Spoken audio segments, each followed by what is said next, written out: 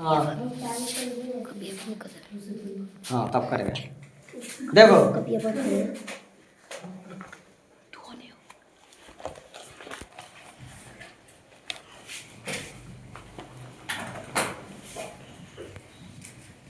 Conditional based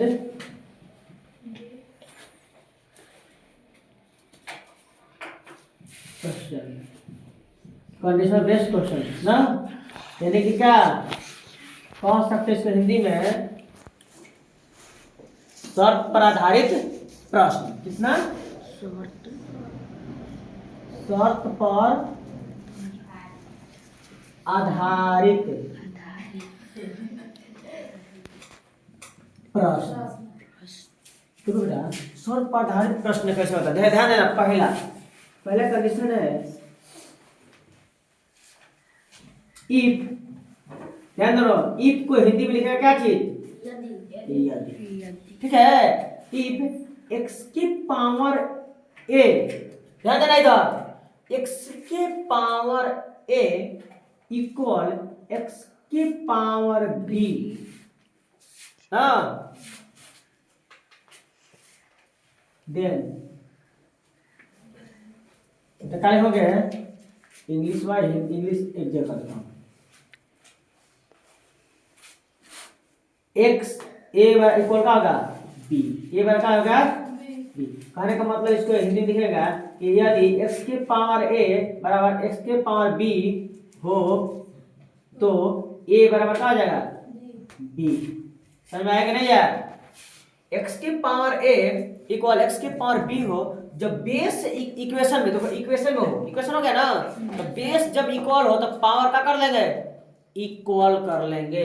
इस पर एक क्वेश्चन है आपका पहला प्रश्न है कि यदि x के पावर, चलो यहाँ पर 2 के पावर 3, 2 के पावर 3 कितना होगा?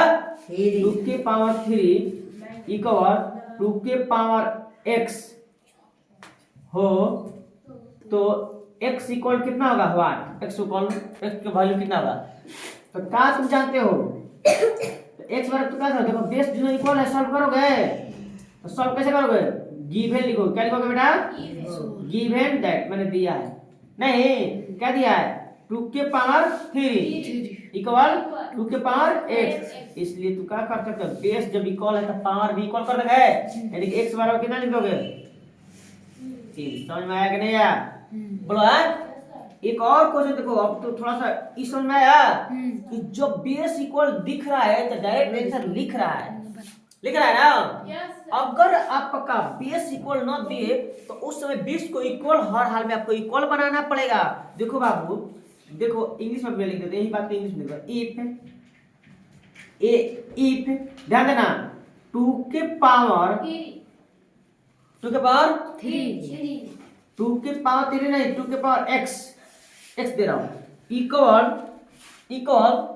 यहां पर दे रहा हूं 16, then x equal to what, मैंने x की वैल्यू फाइंड करना है ना, find the value of x। ऐसा मैं सॉल्व लिख रहा हूं। तो बाबू आप सॉल्व करोगे लला, तो देखो तो यहाँ पर बेस 2 है, यहाँ पर बेस 16 है, तब 16 को 2 के बेस में लिखेंगे ना। इसका मतलब हम लोग जो पढ़े थे कि जब भी दिया रहेगा तो इसका फैक्टर निकलेगा तो निकालेंगे। समझ में आया? तो क्या करेंगे लला, पहले जो दिया उसको लिखेंगे गिवन दैट। क्या लिखोगे? गिवन दैट 2 के पावर x लिख लिया है, तब इक्वल दे देंगे क्या? 16 हो गया।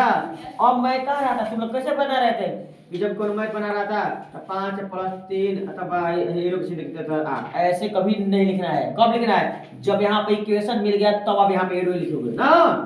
अब यहाँ पे एरो को साइन दोगे, तो यहाँ पर 2 के पावर x है तो 2 के पावर x लिख दिया, लेकिन 16 का हम फैक्टर निकालेंगे, रफ करेंगे। यहाँ पर साइड में रफ कर सकते हो, रफ करो साइड में, बगल में ही रफ। कैसे करोगे?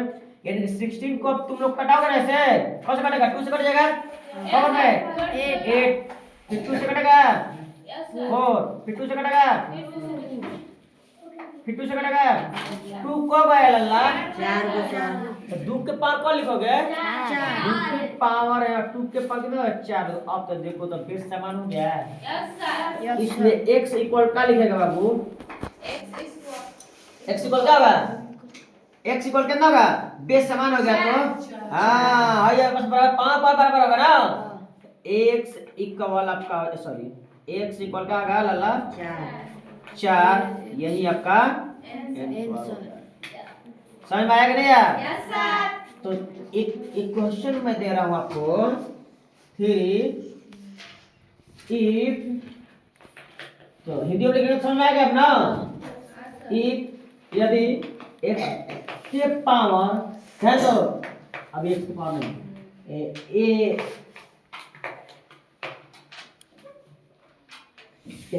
हाँ 3 के पावर x इक्वल 81 हो तो x का मान ज्ञात करें। x का मान ज्ञात करें। ये लेवल जो है ई जो लेवल है नवोदय के 5 क्लास से जो लड़का बढ़ता है 6 क्लास के लिए उसके लिए है। ऐसा में का जो 6 क्लास में जाता है उसके लिए लेवल है। तो इतना हो गया। और एक और क्वेश्चन ले लो। इफ 5 की power y equal to 625 then find the value of क्या y। चलो इन दोनों क्वेश्चन को बनाकर इसका आंसर कमेंट में जरूर दीजिए। ओके।